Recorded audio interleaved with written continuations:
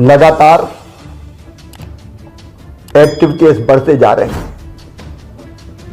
विशेषकर इंदौर, भोपाल, महाराष्ट्र की सीमा से लगे हमारे जिले बैतूल, छिंदवाड़ा, डिंडोरी में भी पॉजिटिव केसेस की संख्या बढ़ी है। पिछले सप्ताह तक पॉजिटिव केस की संख्या घट के काफी कम हो गई थी। अब लगातार इसमें वृद्धि हो रही है। आज जब मैं आपसे बात कर रहा हूं 378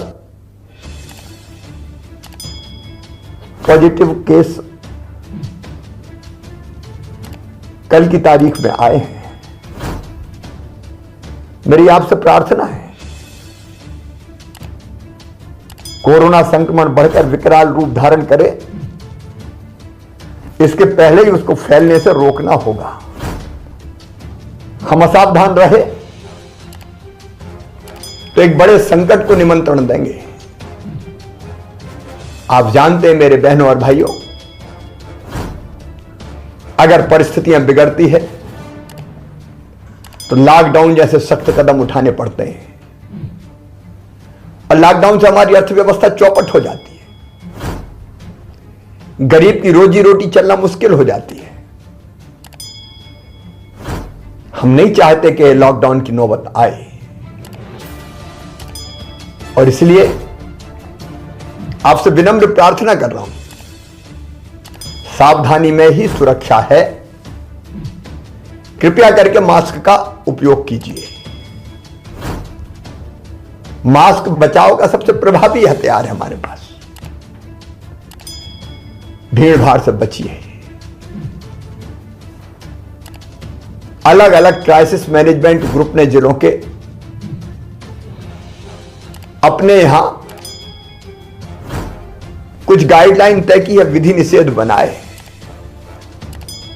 कृपया करके उनका पालन कीजिए। हमने प्रभावित जिलों में जहां क्राइसिस मैनेजमेंट ग्रुप ने यह फैसला किया है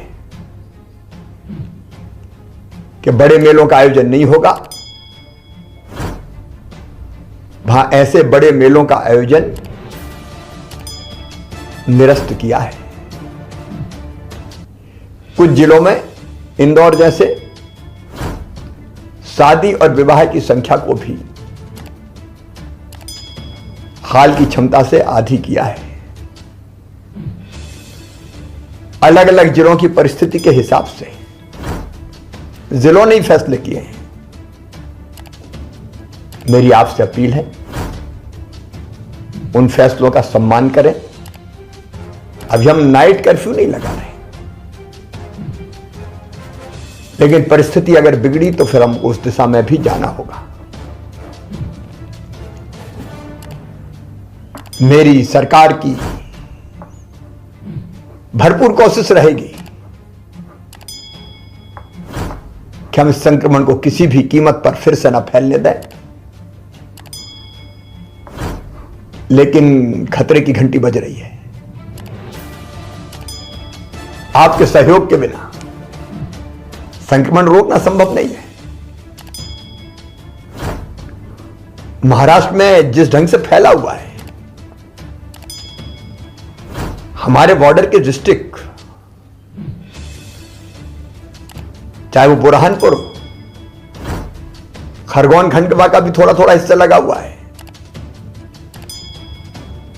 बैतूल, छिंदवाड़ा, सिवनी, बालाघाट, सबको सावधान रहने की जरूरत है। वहां से आने वाले भाई और बहनों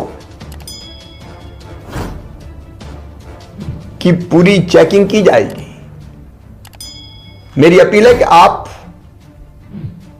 यथासंभव महाराष्ट्र की यात्रा से बचें। और मेरे मजदूर भाई जो पड़ोस के जिलों में सवेरे जाते हैं, रात को वापस आते हैं, उनसे भी मेरा निवेदन है, मनरेगा के अंतर्गत आपके जिले में ही आपको काम की व्यवस्था की जाएगी। कृपया इस समय महाराष्ट्र जाने से बचें।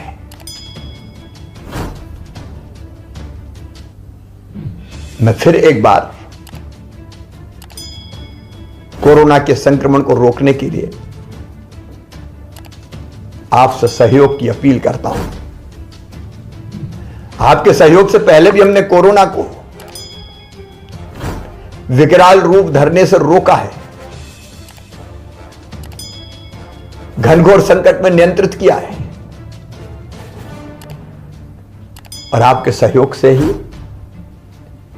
अब फिर हम कोरोना को यहीं रोक देंगे।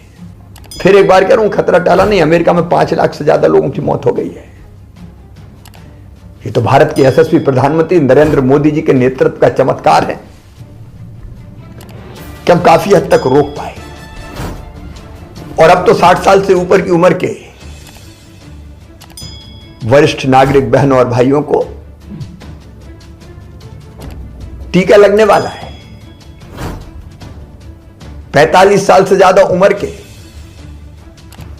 गंभीर बीमारियों से पीड़ित भाइयों और बहनों को भी टीका लगेगा। इसलिए थोड़ा धैर्य रखिए, सावधानी रखिए, और आपके जिले में कोरोना की बनाई गई हर गाइडलाइन का पालन कीजिए। आइए हम मिलकर संकल्प करें, फिर कोरोना को मारेंगे। कोरोना हारेगा, मध्य प्रदेश जीतेगा।